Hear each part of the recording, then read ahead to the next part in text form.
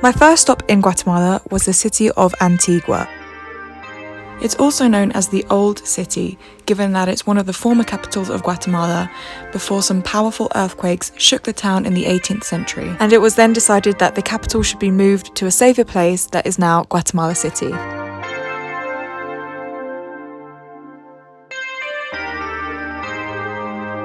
Antigua is also known for being surrounded by a few volcanoes, such as this one called Volcán de Agua.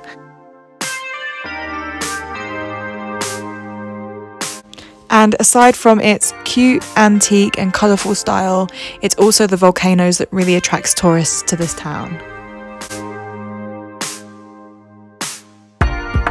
Antigua is also very tourist friendly, and there are lots of vegan and vegetarian options, healthy and nutritious food that you can find, as well as local food. So you can find a really good chicken dish at El Rincón Típico, and here is a Pt.1 chicken dish that I found at a place called Comida Rica, which I think was just a little restaurant run outside the front door of the house of this old couple, and it's very wholesome. I loved it. The yellow Santa Catalina arch is probably one of the most famous landmarks in Antigua, as well as some artisanal markets where you can buy a muñeca quitapena, which is a doll you stick under your pillow to get rid of all your worries. The first volcano trek that I did in Guatemala was up the Volcán de Pacaya, and the guide told me that they only started letting people come up here about 10 months prior, so in the early months of 2021, because before that it had still been too dangerous since the last eruption to go up there. As you can see, it's quite an unstable ground. There's a lot of hard and loose rock. It's probably the most volcanic landscape I've ever been in, and the coolest thing was getting to roast these marshmallows in the natural heat of the volcano. It was delicious.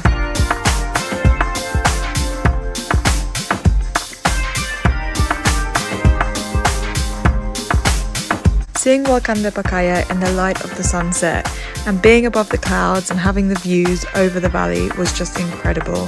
I would definitely recommend doing this hike at sunset so that you can watch the clouds move, the sun go down and the sky go dark in an orange glow over the city. It's beautiful.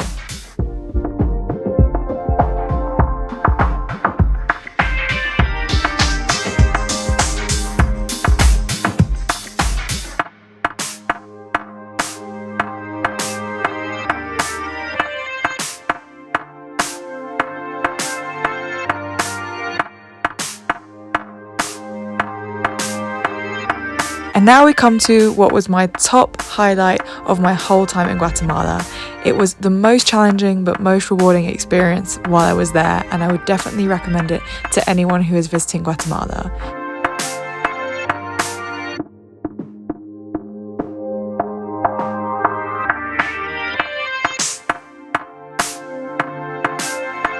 I went with the agency called CA Travellers. They gave us loads of food, looked after us, gave us sleeping bags, warm clothes, and we felt like we were with a really, really good group. The hike up to base camp is about 5 hours, give or take. It's very, very steep, so it's quite tough, and we were all relieved when we made it to camp. Whoa! We made it to camp! Hey! Hey. Unreal.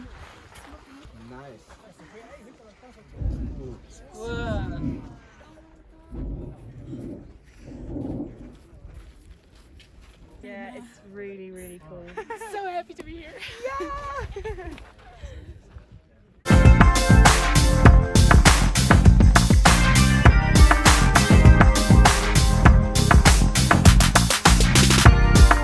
After a quick break at camp, it was time to head to Volcán de Fuego. Now, this is an optional part of the trip and costs a little bit extra, but in my opinion, it's completely worth it. You get to go right up close to the lava volcano that's erupting all night, and the way up there is not so tough. It's about 1 hour and a half. The way back's pretty tough. There's a lot of loose volcanic rock that you've got to climb up to get back to camp, but every second is worth it for these incredible views. Acatenango, agua, fuego!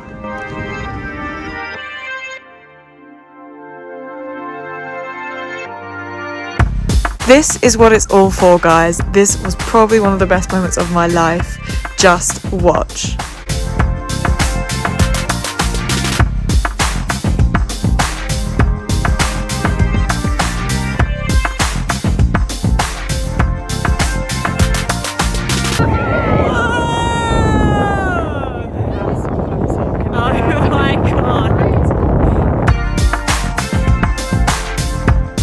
We were so excited. I cannot think of a better way to spend the evening than watching lava erupt from a live volcano. It's truly, truly mind-blowing.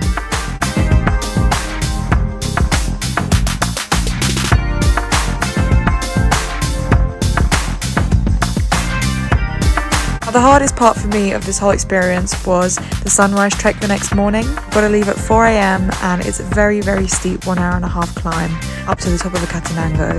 Unfortunately, I suffered really bad altitude sickness, so I wouldn't recommend if you're not feeling 100% on the morning. Obviously, it's really impossible to predict if you're going to be affected by the altitude badly or not, but in the end, it is amazing to watch the sun rise above the clouds and get 360 views from the top of Acatenango.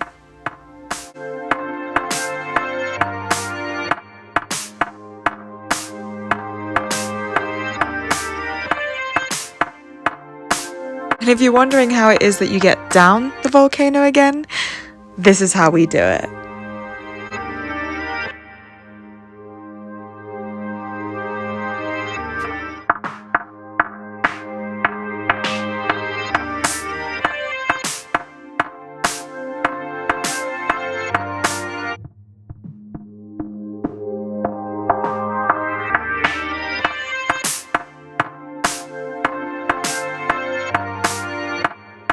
El Volcán de Fuego really is a force of nature. It's just overwhelming and incredible to be there and watch the eruptions happen live right in front of you and not that far away from you. It's just something that I hope that as many people can experience as possible, and I'll leave you with that. Next part of Guatemala coming soon.